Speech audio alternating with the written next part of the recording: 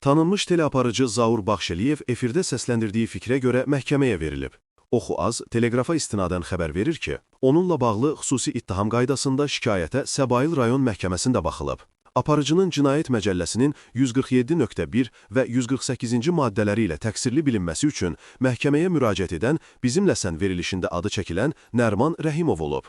Nərman şikayətində bildirib ki, Zaur Baxşəliyev onun şəxsiyyətini keçmiş arvadının iddiaları əsasında efirdə alçaldıb. Barəsində Nərman gedib Rusiyaya 2-3 ildən sonra gəlib görüb ki, evdə uşaq var cümləsini işlədib. Məhkəmədə təqsirləndirilən şəxs qismində ifadə verən Zaur Baxşəliyev bildirib ki, verilişə gələn vətəndaşların heç biri ilə tanış deyil. Nərman Rəhimov özü bizim verilişə gələrək ona stop qoyulduğunu bildirərək köməklik göstərməsini xahiş etdi, biz də onu dəvət etdik. Mən efirdə vasitəsiz nitqi tətbiq edirəm.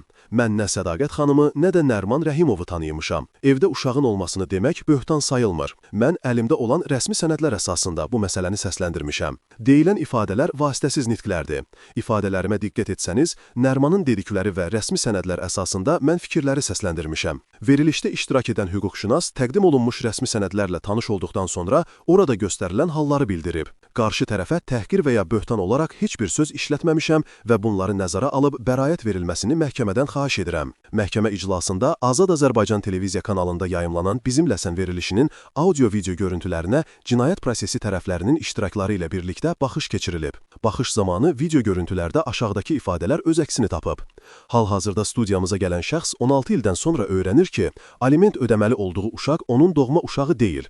DNT analizlərinin nəticəsi uşağın başqa bir insanın uşağı olduğunu deyir. Əlində sübutları var. 2 ildən sonra evinə döndüyündə evində uşaq görür, bu kimin uşağıdır soruşur, səninkidir deyirlər.